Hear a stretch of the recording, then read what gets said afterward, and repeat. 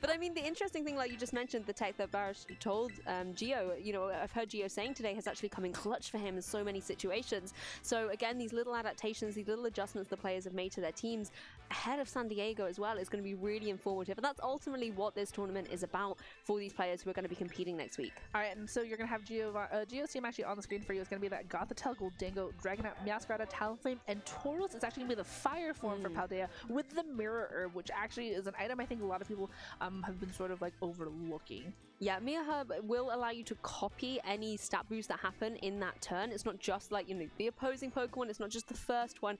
Anything that happens in that turn will be kind of replicated on the Tauros, and that can be really interesting, particularly if, you intimidate something like a Annihilate.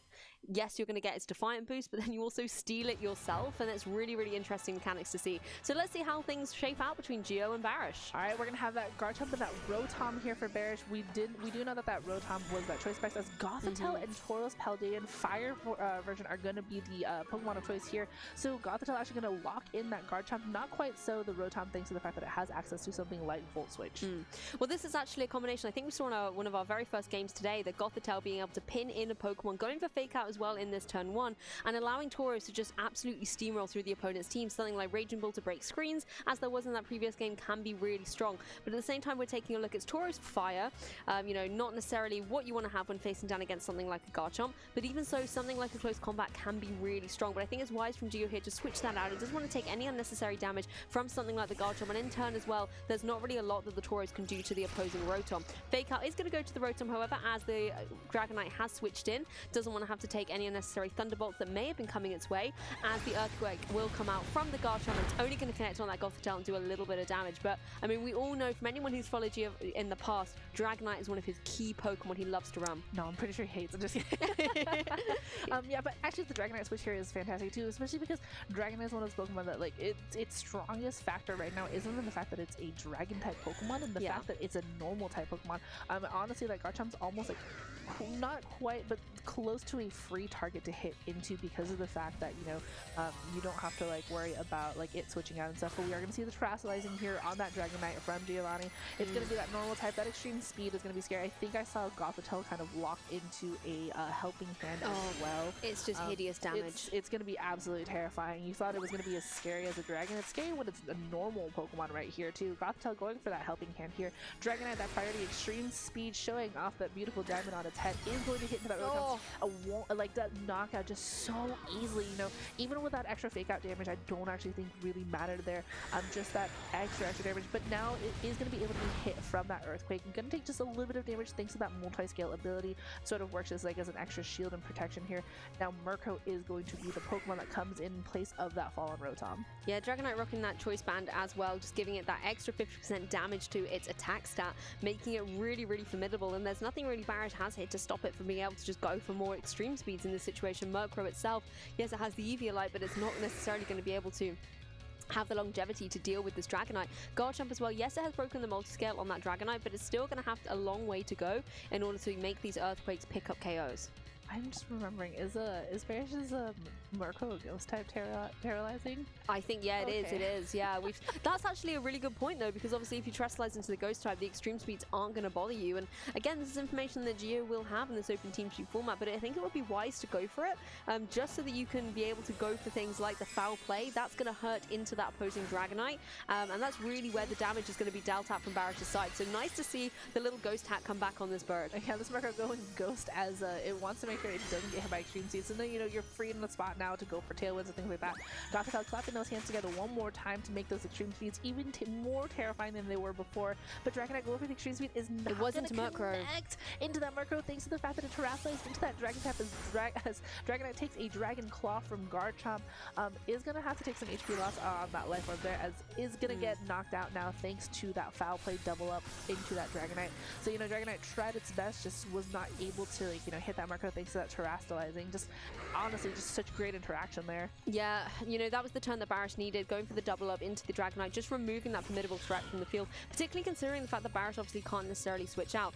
Now that it is Ghost Murkrow, however, that can be the utility against, the shadow tag of that opposing Gothitelle. Meowscarada, however, is a Pokemon that you still have to deal with. Sucker Punch is going to hurt into that opposing Murkrow, however, that's why I think going for these status moves like the Tailwind is going to be the way to go, boosting up the speed for that Garchomp on Baris' side. It is going to go for the Dragon Claw once again. Isn't enough to pick up the KO on that opposing Gothitelle, however, and it is going to have to take a little bit of damage from the Rocky Helmet. Meowscarada now in a great position to get a KO either way if it wants to go for the knockoff. Doesn't actually get it onto that opposing Murkrow, the bulk really paying off. But I was going to say, you know, you can target down into either the Murkrow or that opposing Garchomp, and there's the Rock Tomb coming out from the Gothitelle, lowering the speed of that Garchomp even though it's in Tailwind. I really love the fact that like it went for the knockoff, because the fact is, you know, you're not going to get the Sucker Punch into the Murkrow. You know that Murkrow is going to set up the Tailwind first, because speed control is so important for both of these Pokemon.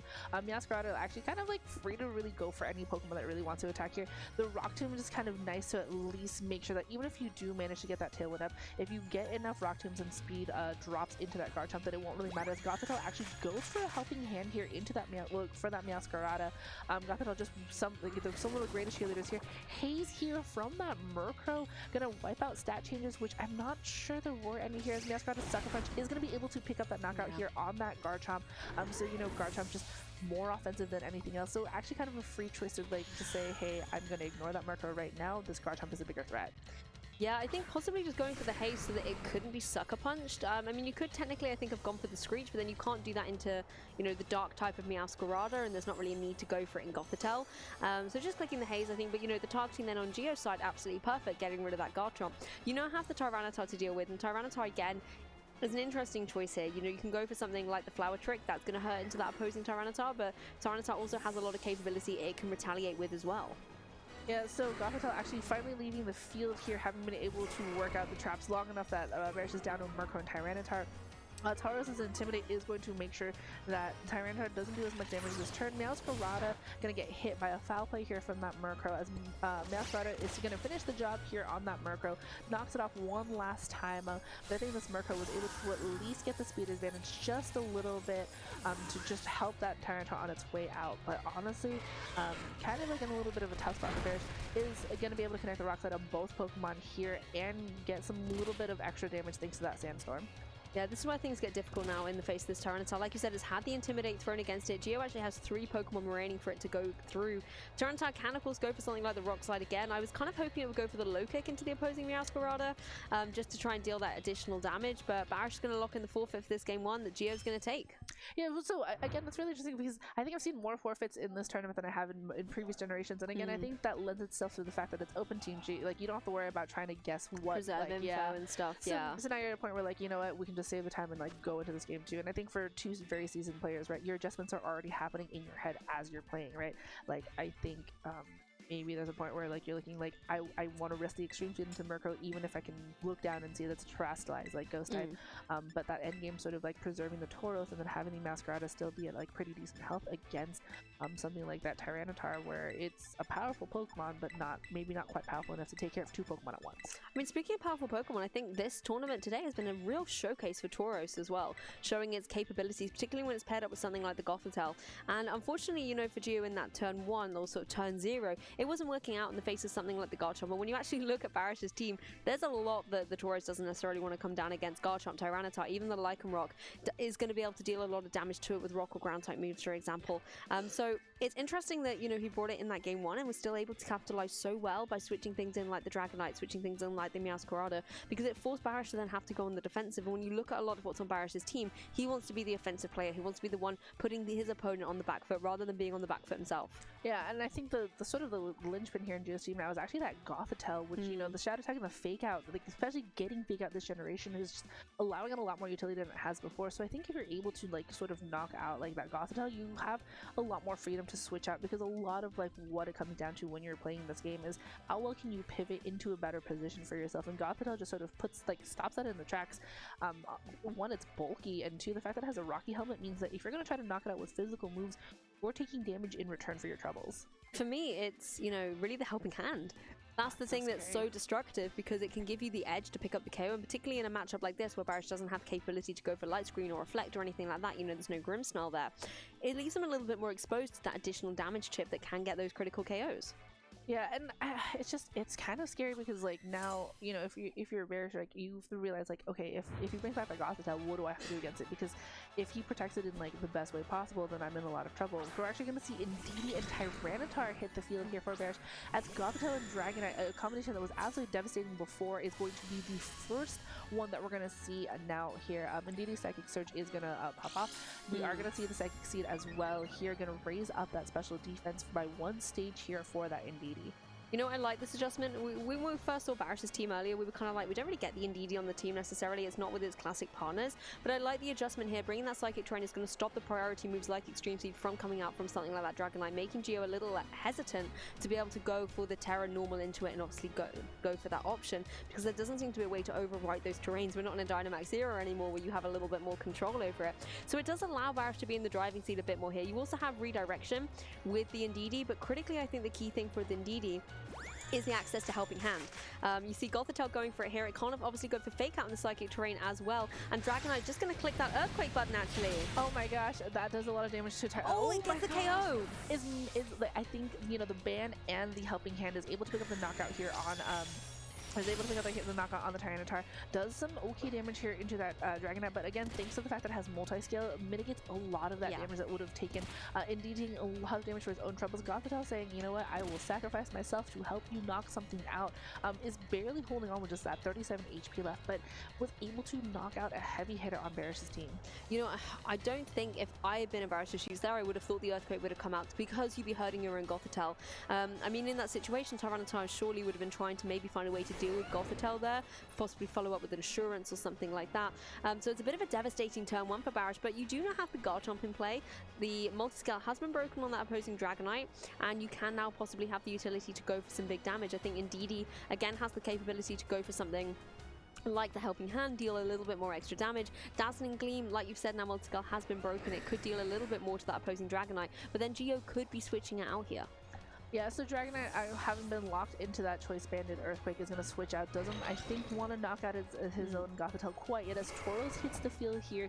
Not really liking, you know, seeing maybe a possible Dazzling Gleam as well, but it's going to get the Intimidate down into the Indeedee. Most importantly, that Garchomp, and now it's Indeedee's turn to clap its hands together and help out its partner, as Garchomp is going for a Dragon Claw actually into that Tauros spot. Tauros not getting knocked out, taking it pretty well here, better than what that Dragonite would have, as Rock Tomb from Gothitelle connects into that Garchomp, knocks it down a speed stage here.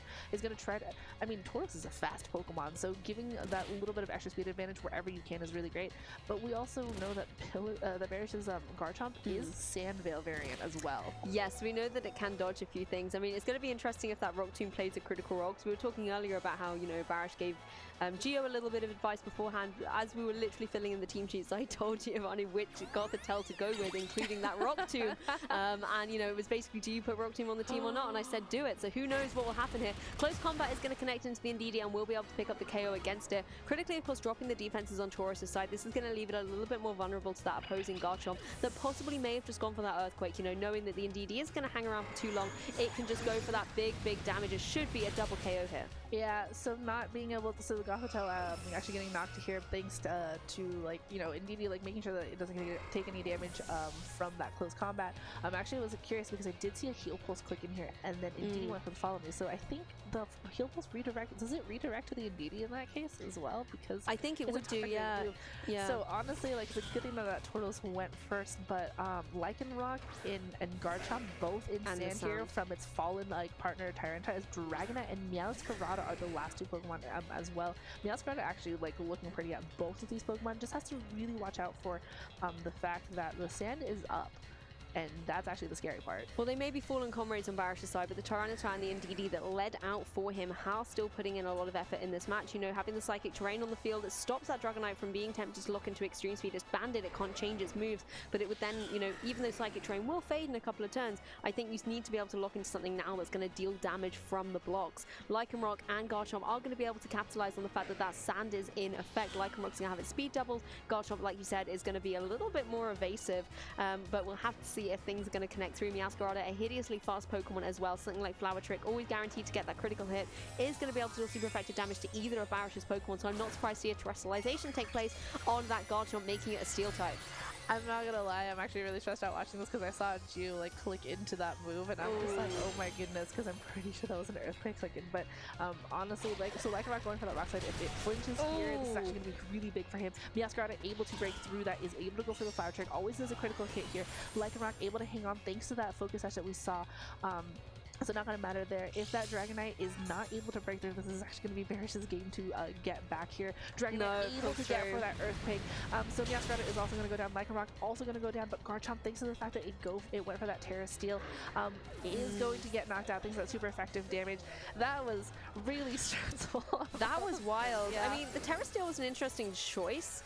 I feel like, however, obviously, like when you take a look at the Pokemon that Gio had there, you know, you want to make sure that you're not necessarily that ground type against something like the Masquerada. The Miaskarada. I was about to say the kitty cat, but I couldn't remember its It is a name. kitty cat. And on Dragonite side again, you know, something like the Dragon Claw, you want to maybe drop the Dragon typing. So it really was one of those coin flips, and it did go Gio's way. I mean, huge congratulations to both players, making it all the way to top 4 here, and battling it out together with minimal amount of scarring. Yeah. But you know, certainly huge credit to Gio. I mean, one of the things I really like about the team is the flexibility on there, and the diverse choices. You know, even though Dragonite was restricted in many ways with that psychic terrain, it was still able to capitalize on it. It still does disgusting damage with the choice band, and then having utility with Pokemon like Tauros, again, a fantastic showcase, a Pokemon I'm definitely going to pick up after this tournament and try out. I don't think I can pick up the Tauros, but what I think is wild is that the willingness to just deal damage to your own partner Pokemon as it's going on. I mean, like, whenever